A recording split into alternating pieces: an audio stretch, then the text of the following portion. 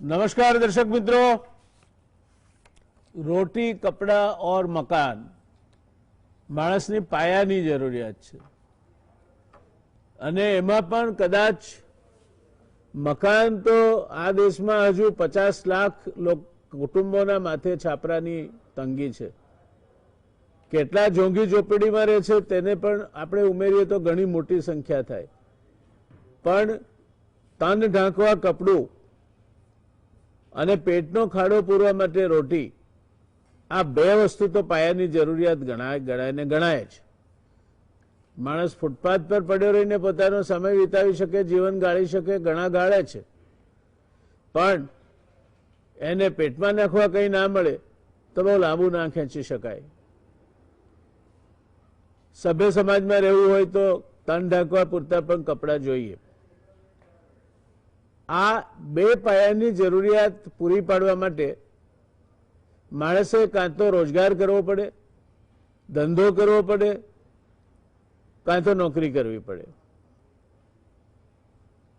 આ દેશમાં બે વર્ગ છે। એક વર્ગ એવો છે કે જેની કંપની આટલી બધી વિપરીત પરિસ્થિતિ વચ્ચે પણ અઢળક નફો રળે। देशनो जीडीपी 24.5% माइनस जतो होय त्यारे पण ए साहेब दर कलाके 90 करोड़ रुपया कमाय। एमने मोंघवारी शू छे, तकलीफ शू छे, भूख शू छे, कदाच कोई पूछे तो ख्याल ना होय। आ देशनो 1% वर्ग एवो छे के जे 58% मिलकतो उपर काबू धरावे छे। थोड़ो फलक ने विस्तारीए तो आ देश में 10% लोग एवा छे के जे देशनी 90% संपत्ति पर काबू धरावे छे। मारा तमारा जेवा पेला 90% में आवे जेना भाग देशनी 10% संपत्ति वेचाय छे अने टुकड़ो बटकू वेचाता वेचाता जे कई आवे तेनाथी खुशी मानी लेवी पड़ती होय छे। आ परिस्थिति में माणस पासे नौकरी होय, बे टंकनु पेटिયું रળી ખાવા માટે એની પાસે સવલત હોય, સાંજ પડે ને કાં તો દામગી ચૂકવાતી હોય, કાં તો મહિનો થાય અને પગાર આવતો હોય, એવી વ્યવસ્થા ઘણા બધા કુટુંબોને ચલવે છે। તાણી તોસીને બે છેડા ભેગા કરવાનું આપણી ભારતીય ગૃહિણીઓને પણ ફાવે છે અને ઘણી બધી વસ્તુઓ વગર ચલાવી લેવાનું મધ્યમ વર્ગ અને નિમ્ન મધ્યમ વર્ગ તેમજ ગરીબીમાં જીવતા લોકોને પણ ચાલે છે, કારણ કે એમની પાસે કોઈ પસંદગી નથી હોતી। દર્શક મિત્રો, સેન્ટર ફોર મોનિટરિંગ ઇન્ડિયન ઇકોનોમીનો અહેવાલ આવ્યો। એમાં ભારતમાં બેકારીનો દર 4 મહિનાની સર્વોચ્ચ સપાટીએ एप्रिल 2021 में पहुंचो। बेकारीनो दर लगभग 8% जेटलो एप्रिल महीना दरमियान नोंधायो, मार्च में 6.5% हतो। आने कारणे एप्रिल में 70 लाख लोकोए पोतानी रोजगारी गुमावी। तमने 2 टाइम अनाज मळतुं होय, 2 टंक भोजन मळतुं होय ने पगार मळतो होय, वधतो ओछो आछो पातळो गमे तेवो तो पण तमे नसीबदार छो। आ 70 लाख लोकोए पोतानी आमदानीनुं साधन, रोजगारीनुं साधन गुमाव्युं अने एमने आवतीकाल कई रीते गाळवी तेनी कदाच आजे चिंता करता हशे। उपलब्ध नौकरीओमां मोटो घटाडो आव्यो, जे लॉकडाउनने कारणे होई शके तेवुं सेंटर फॉर मॉनिटरिंग इंडियन इकोनॉमीनुं कहेवुं छे। जे लोको लॉकडाउननी माळा जपे छे, लॉकडाउन माटे घणुं मोडुं थई गयुं छे। मे महीनामां पण परिस्थिति सुधरे तेवी बहु आशा नहीं। दरमियान में कोविड-19 नो मृत्युआंक रविवार 2 मे 2021 ना दिवसे 3689 थयो। 1 मे अने शनिवारे भारत विश्व में 4 लाख थी वधु कोविड केस नोंधावनार पहलो देश बन्यो। आपणे एमां पहला नंबरे आव्या। ए सुविदित छे के मार्च 2020 में नाखवामां आवेल लॉकडाउन ने कारणे लाखों लोकोए नौकरी गुमावीने अर्थव्यवस्था सारी एवी संकोचाई। प्रधानमंत्री श्री हवे दरेक राज्यों ने कहे छे કે લોકડાઉન જેવા પગલાં માત્ર અંતિમ ઉપાય તરીકે જ લેવા જોઈએ અને પ્રધાનમંત્રીશ્રી એમના આ અવલોકનોમાં સંપૂર્ણ સાચા છે. દરમિયાનમાં ભારતનું સખડદખડ આરોગ્ય તંત્ર વાયરસના કેસ ઝડપથી ઓછા કરી શકે તેમ નથી, જેને કારણે અર્થવ્યવસ્થામાં ઝડપથી સુધારો આવવાની શક્યતા ઓછી છે. એપ્રિલમાં ટોચના બેરોજગારીવાળા રાજ્યોમાં હરિયાણા, દિલ્હી, ગોવા, ત્રિપુરા, ઝારખંડનો સમાવેશ થાય, જ્યારે સૌથી ઓછી બેરોજગારી હોય તેવા રાજ્યોમાં આસામમાં 0.2%, મેઘાલયમાં 1.4%, મધ્યપ્રદેશ 1.4%, ગુજરાત 1.8% અને સિક્કિમ 1.8%નો સમાવેશ થાય છે. ગુજરાત પ્રમાણમાં સારી રોજગારી પૂરી પાડતું રાજ્ય છે. એ આપણા સૌના માટે સંતોષની અને આનંદની વાત હોઈ શકે. કોવિડ કટોકટીને યોગ્ય રીતે સંભાળવામાં તંત્ર નિષ્ફળ ગયું છે એવી કોમેન્ટથી સોશિયલ મીડિયા ઉભરાય છે. સોમવારે હિઝ માર્કેટ દ્વારા રજૂ કરવામાં આવેલ એક અલગ સર્વેમાં એવું પ્રતિપાદિત કરવામાં આવ્યું છે કે ઉત્પાદકતાના ક્ષેત્રમાં હજુ બધું સમૂહસૂત્ર થાય તેને વાર લાગશે. છેલ્લા 13 મહિનામાં આ નબળામાં નબળો ગાળો છે. આપણે ત્યાં રિયલ ટાઈમ રોજગારીના આંકડા ઉપલબ્ધ ન હોવાને કારણે નિષ્ણાતો મોટાભાગે સીએમઆઈના આંકડા ઉપર આધાર રાખે છે. અત્યારે ભારતીય અર્થવ્યવસ્થા મંદીમાંથી પસાર થઈ રહી છે અને જ્યારે ખૂબ મોટા પાયે બેરોજગારી ઊભી થઈ રહી છે, ત્યારે ફરી પાછું લોકડાઉન આવે તો શું થાય તે પરિસ્થિતિ કલ્પવી મુશ્કેલ છે. રોગને નાથવા માટે કદાચ લોકડાઉન જરૂરી લાગતું હશે, પણ એક મત પ્રમાણે તો આ બાબતે સૌથી મોટું ગુનેગાર ચૂંટણી પંચ છે, જેણે દરેક રાજકીય પક્ષ આવી જંગી સભાઓ અને રેલીઓ કરતા હોવા છતાં માત્ર ને માત્ર શાહમૃગી નીતિ અપનાવી મૂક દર્શક બનીને જોઈ રહેવાનું પસંદ કર્યું.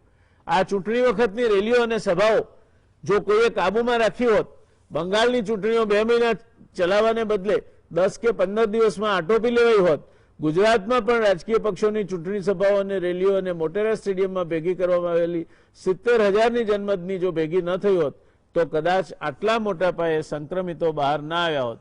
ખેર, દૂધ ઢળી ગયું તે પાછું મેળવી શકાતું નથી. એપ્રિલ 2021માં 70 લાખ વધુ બેકાર બન્યા એ વાત આપણે જોઈ. કોવિડની મહામારીએ છેલ્લા સવા વર્ષમાં વધારાના 15 કરોડથી 20 કરોડ લોકોને ગરીબીની રેખા નીચે ધકેલી દીધા છે.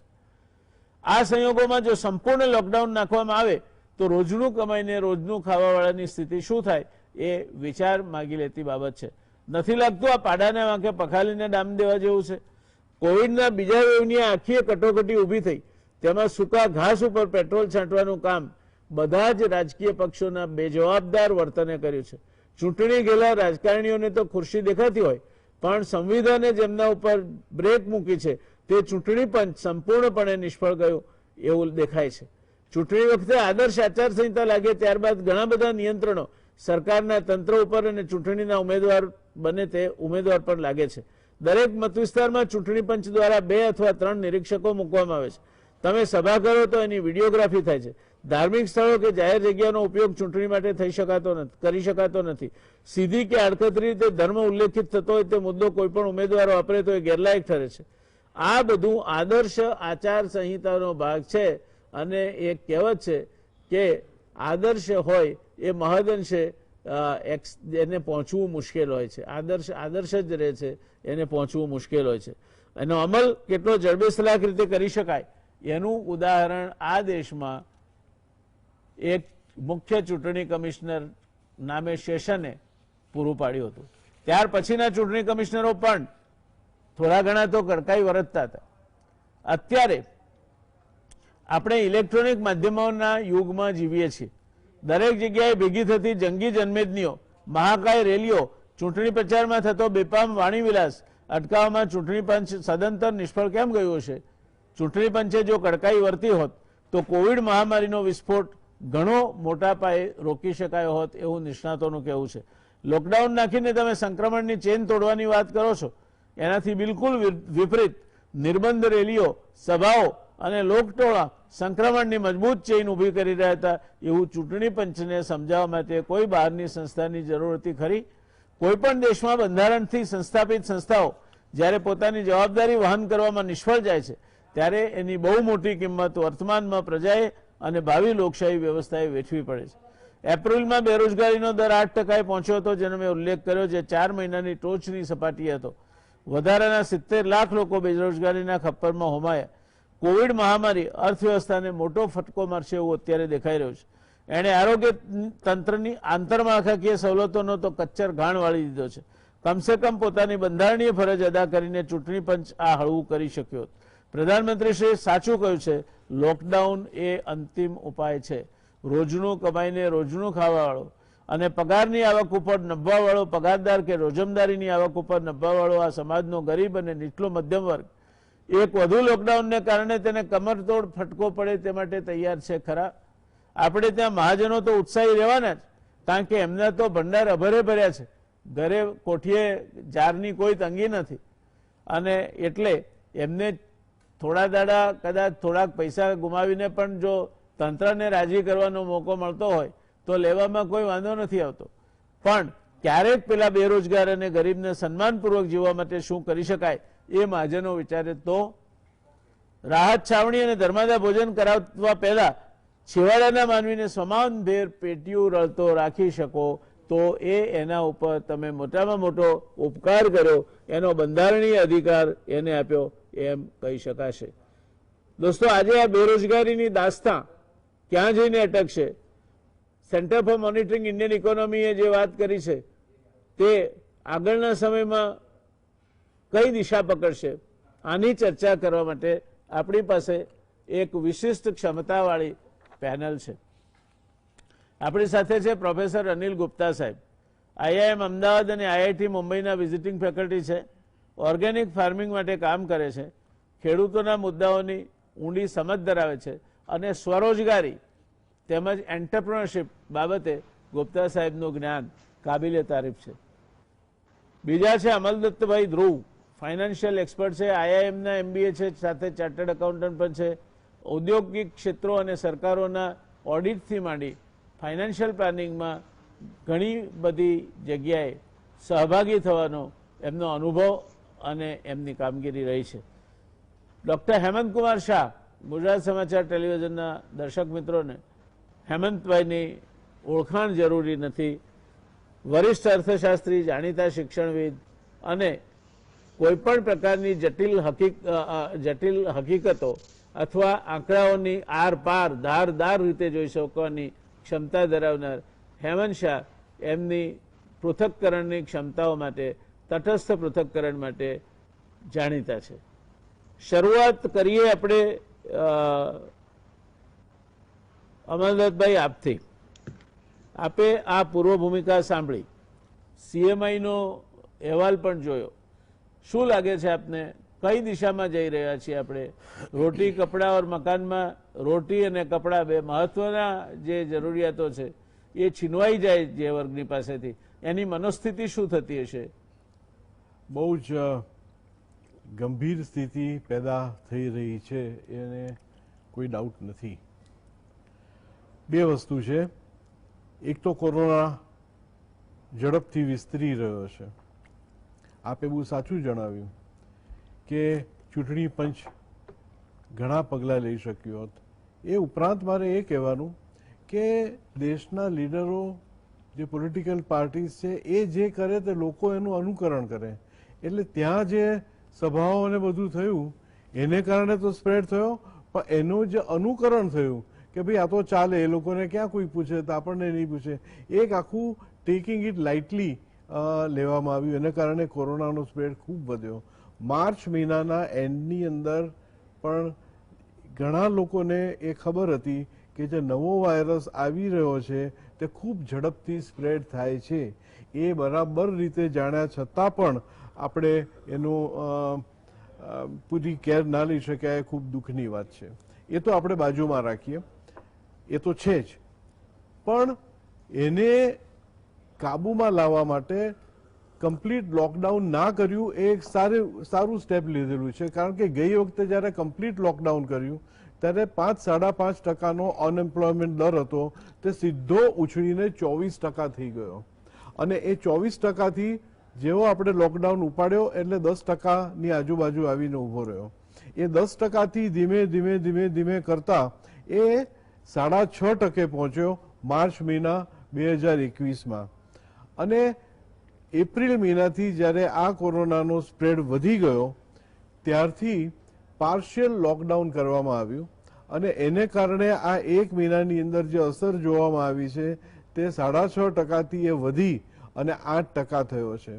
હવે આ પાર્શિયલ લોકડાઉન છે એટલે આની અંદર એવું નથી કે બધું કમ્પ્લીટલી બંધ, પણ બંધ જેવું. તમે તમારી રીતે સ્વેચ્છાએ તમે ધંધો બંધ કરો. હવે એની ઇફેક્ટ રોજગારી તો ઓછી થઈ, ડિમાન્ડ ઓછી થઈ, અને એને કારણે પ્રોડક્શન અને જીડીપી ઉપર તો થવાની જ છે. પણ આ કઈ જાતનો વધારો છે? તો આ જે વધારો છે એક પર્ટિક્યુલર ઇવેન્ટને કારણે હું ના ગણી શકું. 2020નો કે આપણે કમ્પ્લીટ લોકડાઉન હતો એને કારણે આપણે વધી ગયા 5.5%થી સીધા 25% પર. આ વખતે એવો કમ્પ્લીટ લોકડાઉન નથી, અને એ નહીં હોવાને કારણે એટલો મોટો ઉછાળો અનએમ્પ્લોયમેન્ટમાં આવ્યો નથી. પણ આ જે ઉછાળો આવ્યો છે તેને હું સ્ટ્રક્ચરલ ઉછાળા તરફ જરા વધારે જોઈ રહ્યો છું. સ્ટ્રક્ચરલ ઉછાળો કે જે ગરીબીને કારણે આવે, લેક ઓફ ડિમાન્ડને કારણે આવે, ઓપોર્ચ્યુનિટી ના હોય એને કારણે આવે, ભૂકંપને કારણે, પૂરને કારણે જે અનએમ્પ્લોયમેન્ટ વધે તે થોડા સમય પૂરતી હોય અને ત્યાર પછી it get back to normal. આ જે 25% હતું તે પાછું 5.5% ના આવ્યું. એ 25%થી અનએમ્પ્લોયમેન્ટ ઘટી અને 6.5%ની આજુબાજુ ફરવા માંડ્યું. આ 6.5% છે તે સ્ટ્રક્ચરલ ડિફરન્સ છે, અને એ 1%ને દૂર કરતા કરતા ખૂબ વાર લાગશે, કારણ કે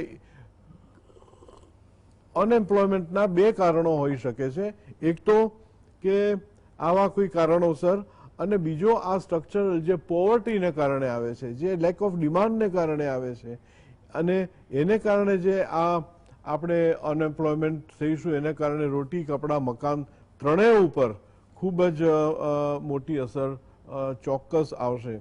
લોકડાઉન પૂરેપૂરો નથી કર્યો એ એક સારું છે, કારણ કે હજી માંડ કમર તોડ 2020માંથી લોકો બહાર નીકળ્યા હતા, અને વળી પાછું જો આ આવત તો it would have been tremendous disaster. એટલે અનએમ્પ્લોયમેન્ટ પર આપણે આમ જુઓ તો આ દેશમાં આના જે આંકડાને જરાક નજીકથી જોઈએ તો કુલ 60 કરોડ લોકો એમ્પ્લોયેબલ ગણવામાં આવ્યા છે, અને આ 60 કરોડ લોકોની અંદર, કારણ કે આ સીધો રેશિયો છે, 70 લાખ વધ્યા એટલે 1.5%નો ફેર પડ્યો, એટલે કુલ કેટલું? તો કુલ 60 કરોડ જેટલું આવે. તો 60 કરોડની અંદર 8% એટલે 5 કરોડ લોકો આજની તારીખે અનએમ્પ્લોયડ છે. જયનારાયણભાઈ, ઇટ્સ અ લાર્જ નંબર, અને એ નંબર લગભગ ગુજરાતના પોપ્યુલેશનથી થોડું 20% ઓછું થયું. એક્ઝેક્ટલી. અને યુરોપના તો કેટલાય દેશો ભેગા કરીએ ત્યારે એટલું થાય. એટલે આ નંબર ઘણો મોટો છે. અને આ ઉપરાંત જે આવકની અંદર ઘટાડો થયો, ડિસ્ગાઇઝ અનએમ્પ્લોયમેન્ટ તો આ દેશમાં છે. એ તો ઇકોનોમિસ્ટો કહીને થાકેલા છે કે આ તો જે આંકડા છે એ તો બરાબર છે. એ ઉપરાંત જે આપણે જેને 92% ને આપણે કહીએ છીએ કે એ લોકોને રોજગાર છે, તે રોજગાર કેવા ખાતરનો રોજગાર છે? એ બિચારા ઘરની અંદર બહાર પાનની દુકાન ચાલુ કરીને બેઠા હોય કે પછી સવારના દાંતણ વેચતા હોય, એ જાતની સેલ્ફ એમ્પ્લોયમેન્ટ કરીને પણ આપણે કહીએ કે આ એક રોજગારી છે. એટલે આ લોકો ઉપરનો જે ફટકો પડ્યો એ ફટકો બહુ મોટો ફટકો છે, અને બને એટલા જલ્દી આમાંથી આપણે બહાર કેવી રીતે આવીશું એ એક સવાલ. એ તો પહેલા મેં કહેલું છે કે it has been a managerial crisis. We are not been able to manage this particular pandemic. Gupta साहब, आपके पास आना चाहूंगा मैं. जो सीएमआई का रिपोर्ट है और कोविड की वजह से काफी बड़ा वैसे भी इकोनॉमी को ब्रेक लगी थी, अब उसमें ये फिर नया दौर आया. नया दौर आने के बाद पार्शियल लॉकडाउन आया, पूरा लॉकडाउन आ सकता है ऐसी आशंका और भय अभी भी कई लोगों के जीवन में से गया नहीं है. कुल मिला के आज की जो परिस्थिति है साहब, क्या देखते हैं इस तरह की बेरोजगारी और इस तरह का उसका बढ़ना, 6.5% से सीधा जंप करके 8% तक पहुंचना, 70 लाख लोग एक साथ एक ही महीने में बेरोजगार हो जाए, कहां जा रहे हैं हम, और इसका हल क्या है? ऐसा है कि पिछले 5 साल कम से कम देख लीजिए, वैसे 10 साल का भी देखेंगे तो बहुत ज्यादा फर्क नहीं मिलेगा। 5 साल का अगर आप मनरेगा के अंदर जो हम काम अनाज देते हैं काम के बदले में, उसका औसत दिन जो है वो थोड़े कम होते गए। और दुख की बात यह है कि जैसे जैसे स्थिति विकट होती गई, कोशिश की थी पिछले वर्ष भी बढ़ाने की, लेकिन बहुत ज्यादा परिवर्तन आया ऐसा हम नहीं मानते। अब अगर आप देखें स्थिति को तो अभी गर्मी का महीना है, अगर हम भौतिक अंतर को बनाए रखते हुए जितने भी तालाब हैं, जितने भी पोखर हैं, जितनी भी सिंचाई के साधन है, अगर उनको हम गहरा करने का काम शुरू कर दें तो एक बहुत बड़ा रोजगार का तरीका पैदा हो सकता है बिना कोविड के खतरे को बढ़ाए हुए। अभी अगर हम देखें तो करीबन 400 जिले हैं जहां पर 10% है संक्रमण जो रफ्तार है, और 150 जिले हैं जहां 15% है। तो मतलब जो टेस्ट कर रहे हैं उसका 15% लोग कोविड से प्रभावित होते हैं और 400 जिलों में 10% प्रभावित होते हैं।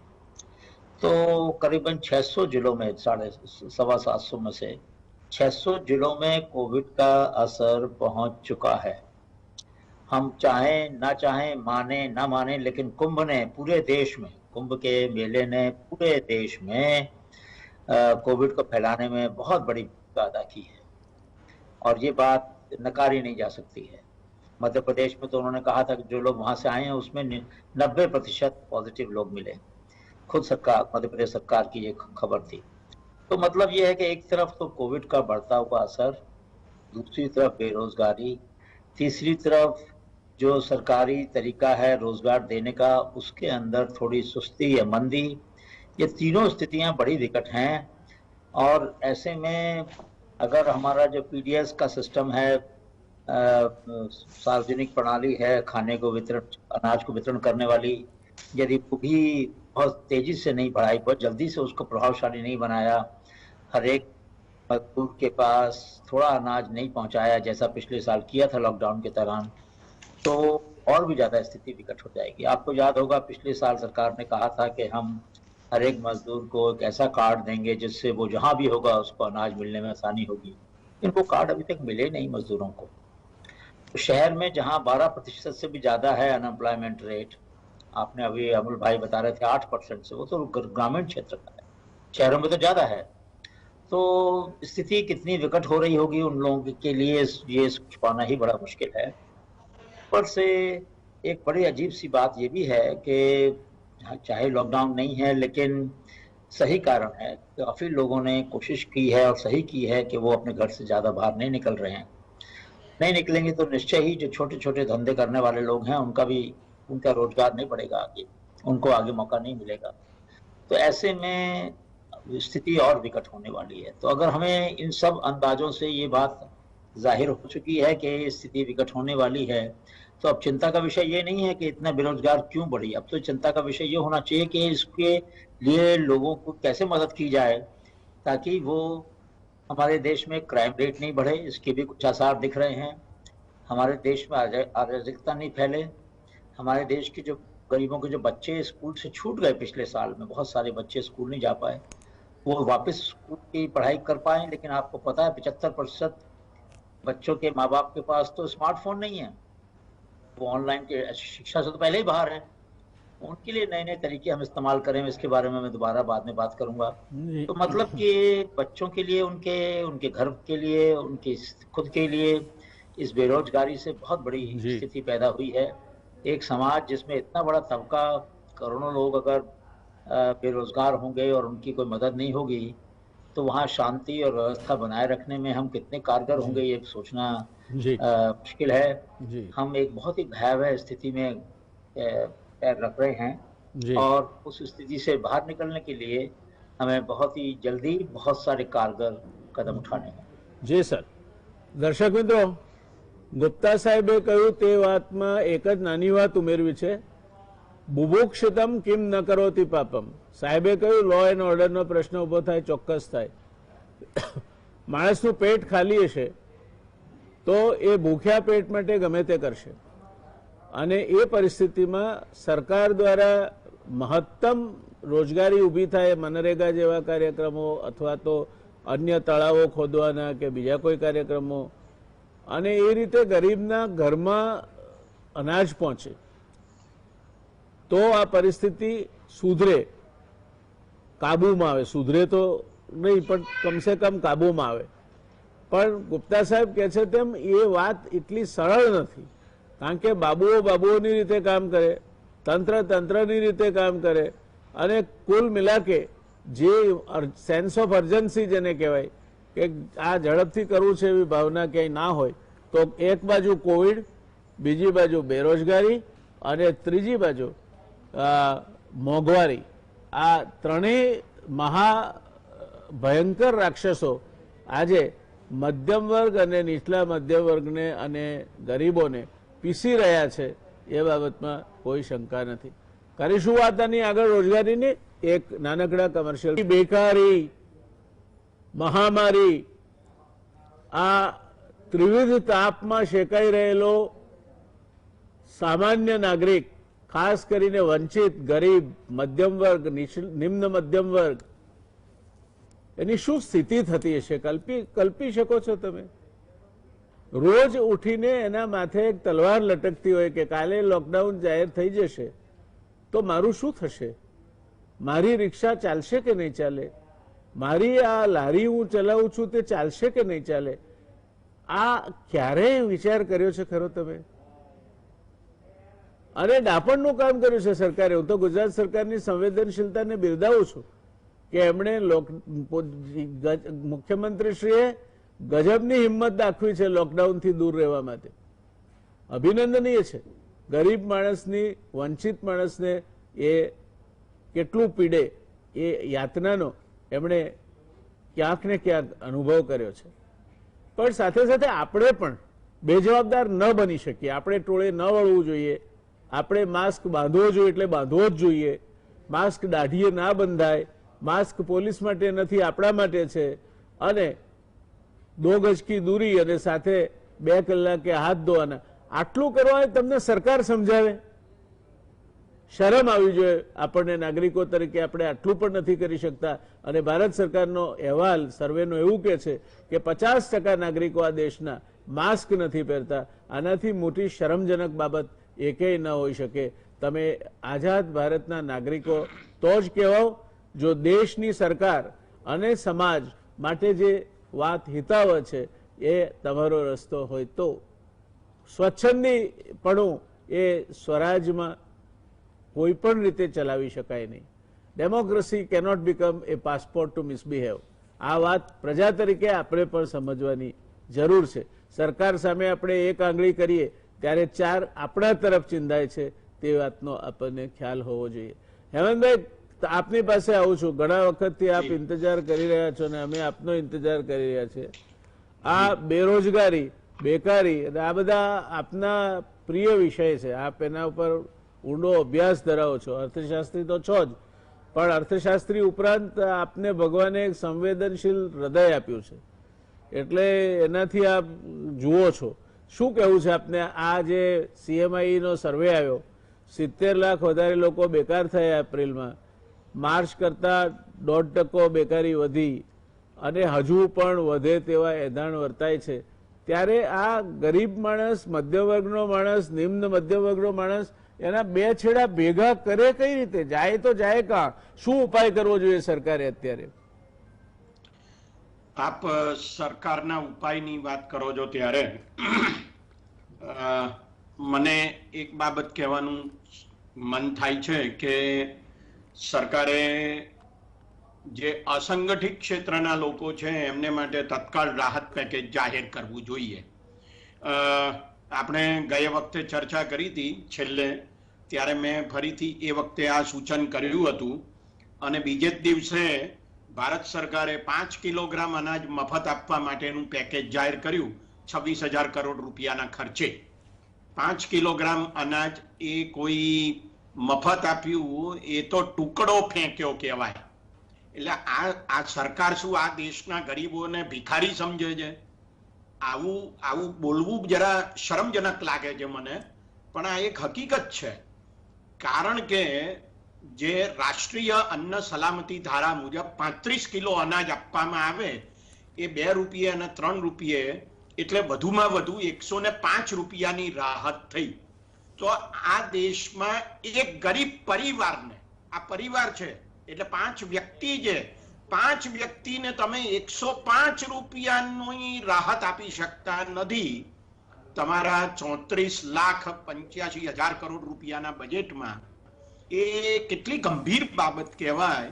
મને લાગે છે કે ગયા વખતે લોકડાઉન વખતે જે એમણે છેક નવેમ્બર સુધી સસ્તા અનાજની દુકાનેથી મફત અનાજ આપવા માટેની જાહેરાત કરી હતી, એ ફરીથી કરવી જોઈએ. સંપૂર્ણપણે 35 કિલો અનાજ મફત આપવું જોઈએ, અથવા એ જે કંઈ ધારાધોરણો છે એ મુજબ. એ મહત્વની બાબત છે. જ્યાં સુધી લોકડાઉનને લાગે વળગે છે ત્યાં સુધી એમ ચોક્કસ કહી શકાય, હમણાં જ ગુજરાત સરકારે લગભગ 1 કલાક પહેલા જ એમ કહ્યું છે કે લોકડાઉન લાદવામાં નહીં આવે, કારણ કે તો વડાપ્રધાન નથી, ના પાડે છે કે આ તો છેલ્લો ઉપાય છે, ને હજુ કંઈ છેલ્લો ઉપાય ગુજરાત સરકારને દેખાતો નથી આ, એટલે લોકડાઉન ન લગાયું. પણ અગત્યનો મુદ્દો એ છે કે લોકડાઉન ઓફિશિયલી જાહેર કર્યા વિના લોકડાઉન છે એનું શું? આ પેલા એના જેવી વાત છે, અઘોષિત કટોકટી એમ અઘોષિત લોકડાઉન. આવા પ્રકારની પરિસ્થિતિ અત્યારે છે. અને મોટા ભાગના અસંગઠિત ક્ષેત્રના સર્વિસ સેક્ટરના જે લોકો છે એ બધાને માટે ભયંકર તકલીફ ઊભી થયેલી છે. અને આપણી પાસે સોશિયલ સિક્યોરિટીની, બેકારીની સામે ભથ્થું આપવા માટેની સોશિયલ સિક્યોરિટીની કોઈ એવી મજબૂત યોજના છે જ નહીં. આ યોજના ખરેખર તત્કાળ ઘડીને એનો અમલ કરવાની આવશ્યકતા છે. સરકારે એમાં ખર્ચ કરવાની ચિંતા કર્યા વિના, એટલે કે બજેટમાં ફિસ્કલ ડેફિસિટ, રાજકોષીય ખાધ વધી જશે એની ચિંતા કર્યા વિના સરકારે આ કામ કરવાની આવશ્યકતા છે.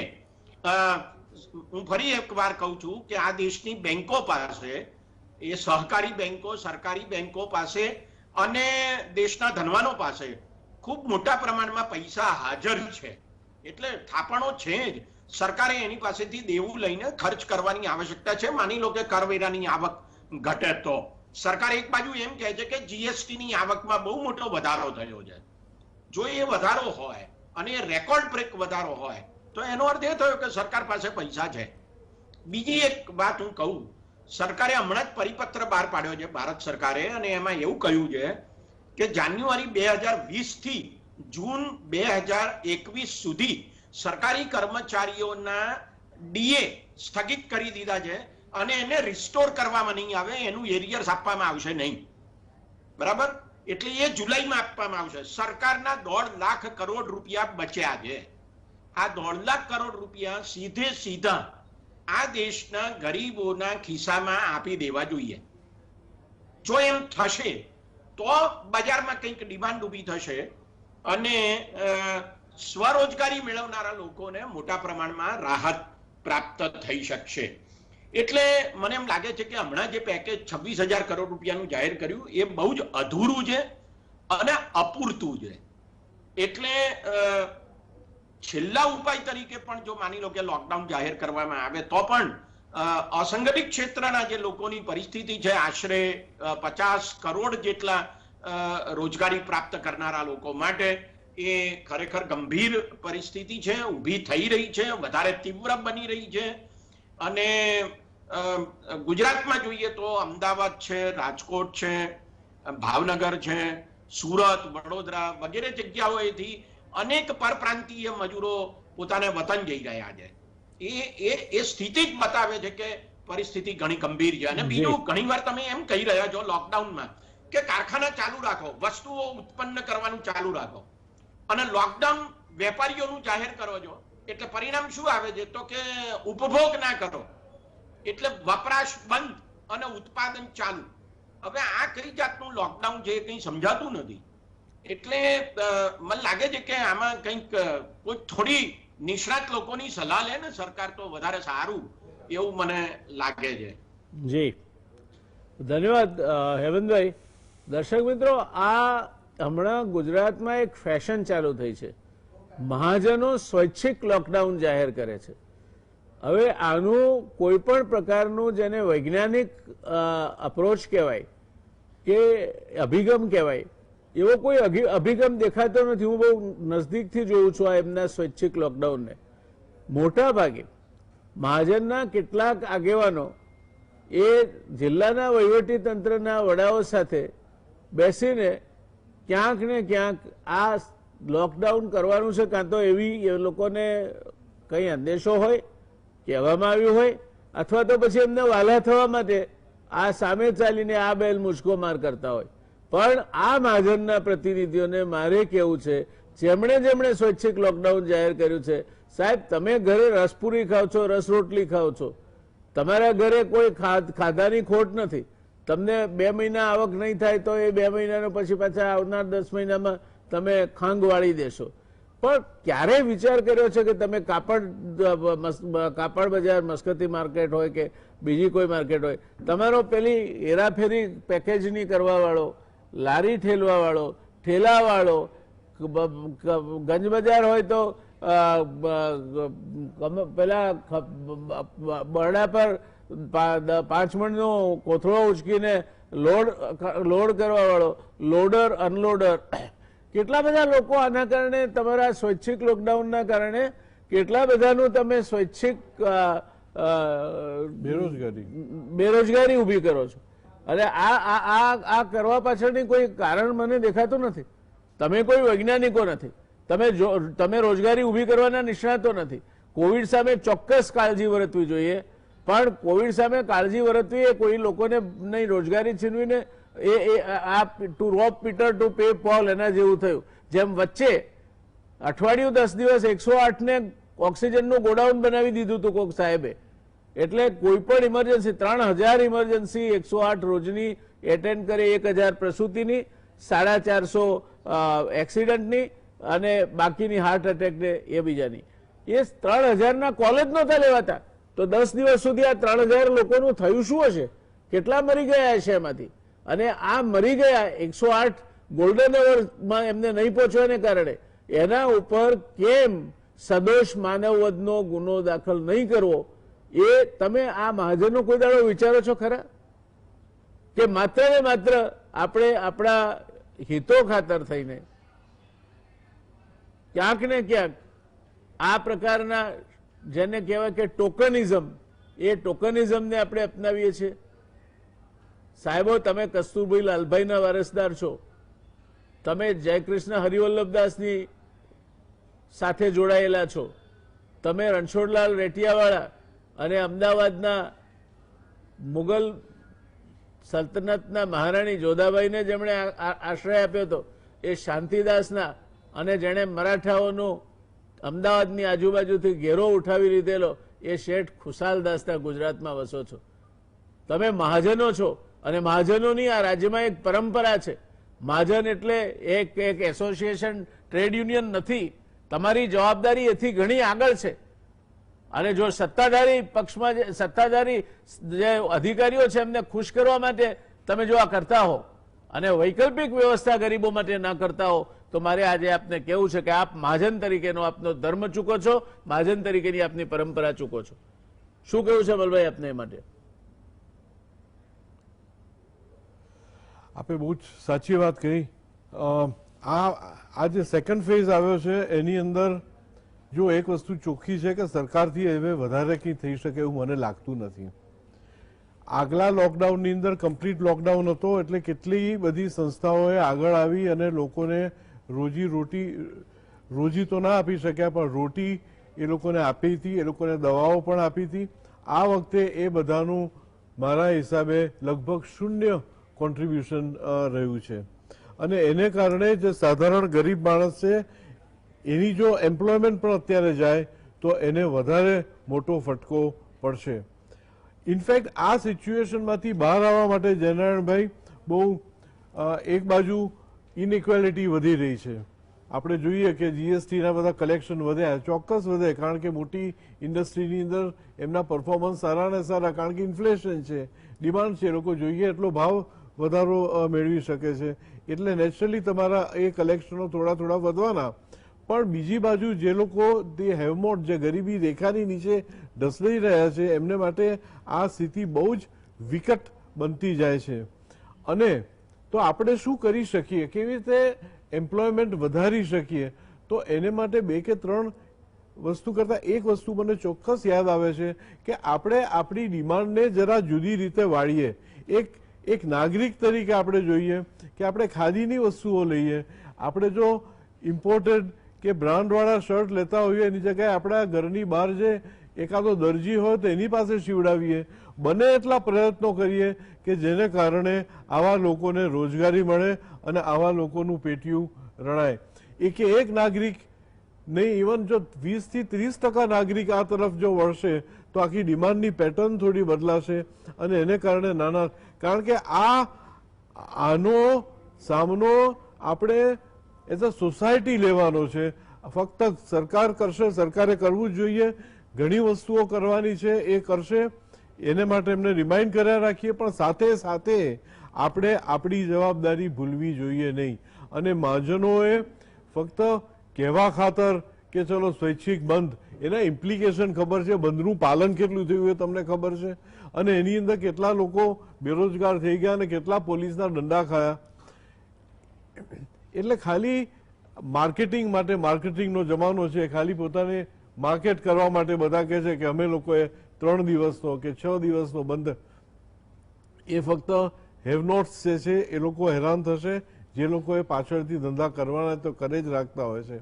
આ 50%ની એમ્પ્લોયમેન્ટની અંદર મહાજને કહેવું જોઈએ કે જે 50% તમે બહાર કાઢો છો એ લોકોને પગાર આપવાના છો. મારા હિસાબે મોટા ભાગના લોકો એ લોકોને પગાર નહીં આપે, એમની તો એમ્પ્લોયમેન્ટ અડધી થઈ જશે, અડધીની તો 10% કે 20% આપશે. What will happen to there employment? ગઈ વખતે તો એવો એક માહોલ હતો કે આપણે એટલીસ્ટ અડધો પગાર તો આપીશું જ. એ જાતનું એક મોરલ કમિટમેન્ટ હતું. આ વખતે એવું એક કમિટમેન્ટ મને દેખાતું નથી. તો I will not be surprise કે એ લોકો ને આને માટે કઈ પગાર કેવી વ્યવસ્થા કરવામાં આવે. એટલે આ સ્થિતિ વિકટ થતી જાય છે અને આપણે એઝ અ સોસાયટી, અને નેચરલી આપે બહુ સાચી વાત કહી કે હાથ ધોવાની અંદર કે 2 વારનું અંતર રાખવાની અંદર કે મોઢા ઉપર તમારે જે કવર તમારે જે રાખવાનું, જે માસ્ક તમારે પહેરવાનું છે, એ માસ્ક જેવી વસ્તુ પણ જો તમે સાચવી ના શકો પોતાની જાતને, તો પછી તમે સર્ફ સહન કરવા માટે સર્જાયેલા છો. गुप्ता साहब, चर्चा का दौर आगे बढ़ाते हुए मुझे आपसे पूछना है कि ये परप्रांतीय मजदूर काफी हद तक अभी फिर एक बार और वतन की राह पकड़ रहे हैं, और अब की बार वो गए तो फिर आगे चल के मानसून आएगा, तो मानसून जब तक खत्म नहीं होता उनको यहाँ आने के लिए जरूरी नहीं है कि वापस आए. मनरेगा वगैरह कोई राज्य में ठीक से चल रहा है तो वहां भी इनको काम मिल जाएगा. तो इसके वजह से जो परिस्थिति खड़ी होगी उत्पादकता और उत्पादन से जुड़ी बातों पे, क्या आपकी इसके बारे में राय है? करीबन 7-7.5 करोड़ लोगों को जो मनरेगा में काम मिला, उसमें से केवल 20 लाख लोग थे जिनको 100 दिन काम मिला. सिर्फ 20 लाख पिछले वर्ष, जबकि स्थिति लॉकडाउन की थी और बहुत ही ज्यादा स्थिति गंभीर थी. एक तो बात बड़ी स्पष्ट है कि सरकार को, जो लोग घर पर हैं, जो लोग गांव में हैं, यदि उनको रोजगार मिलता है तो यहाँ पर जो लोग शहर में हैं उन पे दबाव कम पड़ेगा वापस जाने का, क्योंकि घर के खर्चा चलाने के लिए जो गांव के लोग हैं उनको काम मिल रहा है.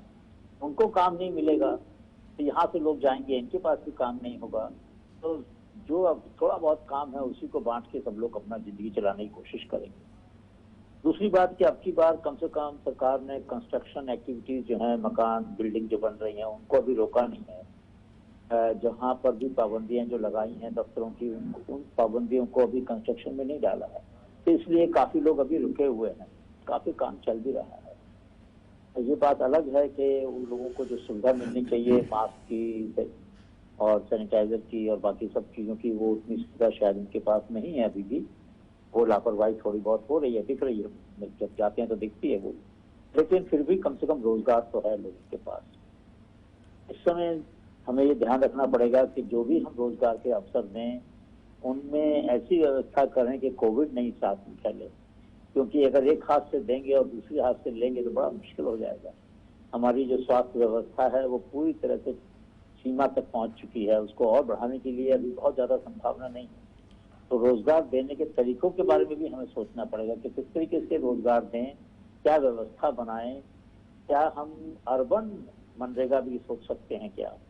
अर्बन मनरेगा का मतलब हुआ कि बहुत सारी सामुदायिक जो काम हैं, अगर आप सफाई का ही देख लें, अगर आप ये देखें कि जो ड्रेनेज है गांव शहर में, अभी थोड़ी सी भी पानी बारिश आएगी तो बाढ़ आ जाती है, क्योंकि हमारा ड्रेनेज सिस्टम सब चरमराया हुआ है, नालियां कभी साफ नहीं हुई। तो अगर हम अर्बन मनरेगा के बारे में भी सोचें कि जो काम के बदले अनाज का जो काम है वो शहर में भी शुरू हो जाए, शहर के लिए जो बहुत सारे काम हैं जिनको हमें व्यवस्थित करना है, वहां पर भी हम रोजगार देना शुरू करें, तो शहरों की हालत भी सुधरेगी और साथ ही साथ रोजगार भी मिलेगा। हमें थोड़ा सा अलग सोचना पड़ेगा। हम ऐसा नहीं सोच सकते कि जिस तरीके से जो व्यवस्थाएं हमारे पास थी, जो योजनाएं हमारे पास थी, उन्हीं से हम सारी समस्याएं हल कर लें। ये अभूतपूर्व स्थिति है, बहुत गंभीर समस्या है, इसके लिए कुछ नए तरीके हमें ढूंढने पड़ेंगे और नए तरीके संभव हैं यदि सरकार अलग अलग लोगों की बात सुने और उन पर प्रयोग करे, और प्रयोग करके फिर उसका समाधान करे। धन्यवाद सर। હેમંતભાઈ, આપે ગુપ્તા સાહેબને સાંભળ્યા હશે, પરિસ્થિતિ વિશિષ્ટ છે અને ચીલાચાલુ ઉપાયોથી પરિણામો લાવી નહીં શકાય, તો કયા એવા ઉપાય કરવા જોઈએ જેના કારણે એક તો આ પરપ્રાંતીય મજૂરો પોતાના ઘેર જાય છે તેનું માઇગ્રેશન અટકે, બીજું ગરીબ માણસને 2 ટાઈમનો રોટલો મળે એટલી રોજગારી મળે?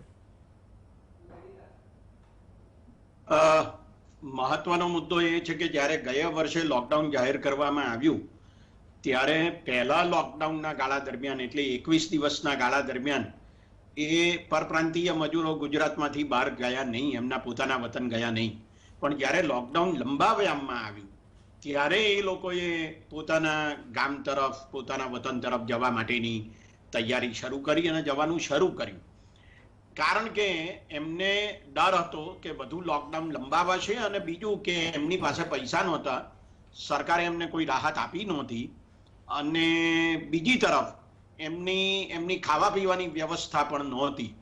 આ પ્રકારના સંજોગોમાં એ સ્થળાંતર પોતાના વતનમાં કરીને ગયા। હવે એ જો વ્યવસ્થા ગુજરાત સરકાર પોતાના ત્યાં કરે, એ અમદાવાદમાં, સુરતમાં થઈ શકે એમ છે, સરકાર ઈચ્છે તો થઈ શકે એમ છે। એટલે એ જો થાય તો પ્રાંતીય મજૂરો એ ગુજરાત છોડીને પોતાના વતન તરફ પાછા ન જાય એવું બની શકે।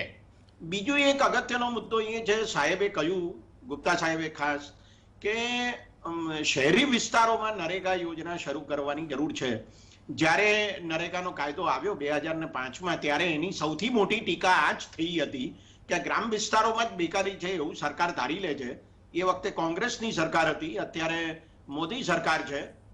મુદ્દો ત્યાંનો ત્યાં જ છે કે શહેરી વિસ્તારો માટે ગરીબોને રોજગારી આપવાને માટે કોઈ રોજગાર બાંયધરી યોજના જાહેર કરવામાં આવેલી નથી।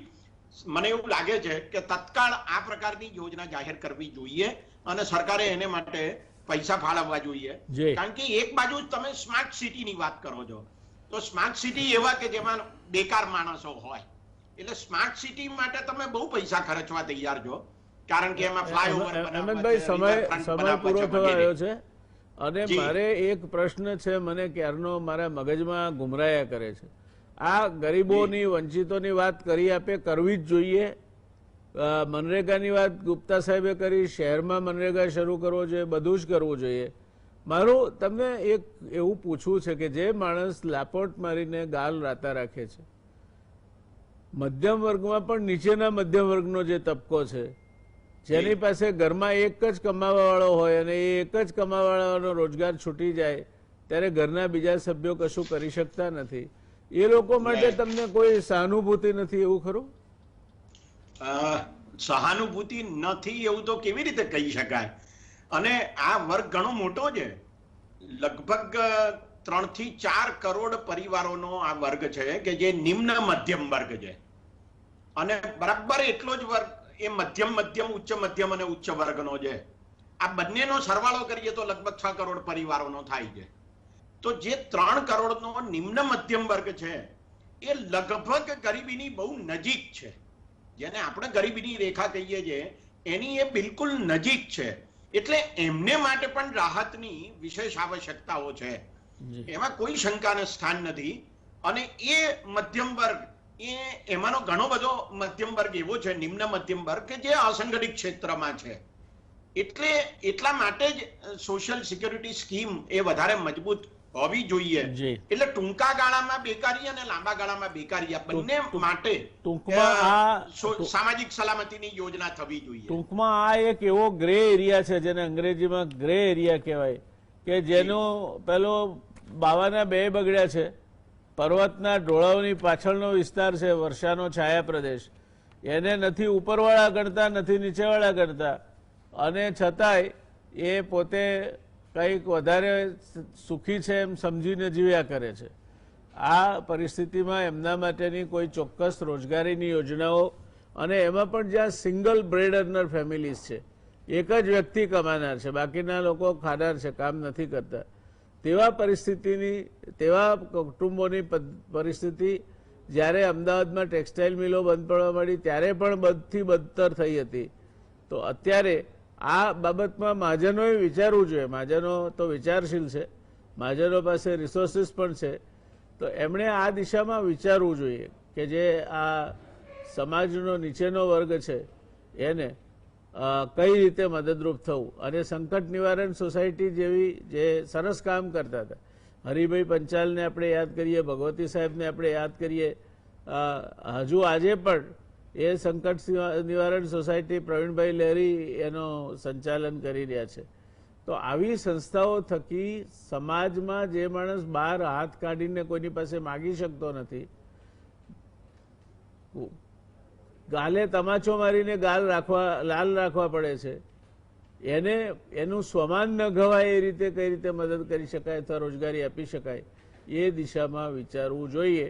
કારણ કે આ વર્ગ એ ક્યાંય માગવા જવાનો નથી. દર્શક મિત્રો, બેકારી, બેરોજગારી, મહામારી, આ બધો સંયોગ આવીને મળ્યો છે.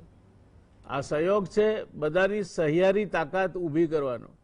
આવા સમયે જ્યારે યક્ષો સામે લડવાનું આવ્યું ત્યારે યુધિષ્ઠિરે કહ્યું હતું કે આપણે 105, એમ કૌરવ કે પાંડવ, વિપક્ષ કે આપક્ષ કે કોઈને હું કૌરવ કહેવા નથી માંગતો, કોઈને પાંડવ કહેવા પણ નથી માંગતો, પણ બંને પક્ષો એક થઈને પ્રજાના સેવકો તરીકે સાથે ઊભા રહે અને સાથે પ્રજા માટે કામ કરે તો સારું લાગશે. અને પ્રજાએ પણ અત્યારે સરકારની ભૂલો કાઢવાનો સમય નથી. અત્યારે તો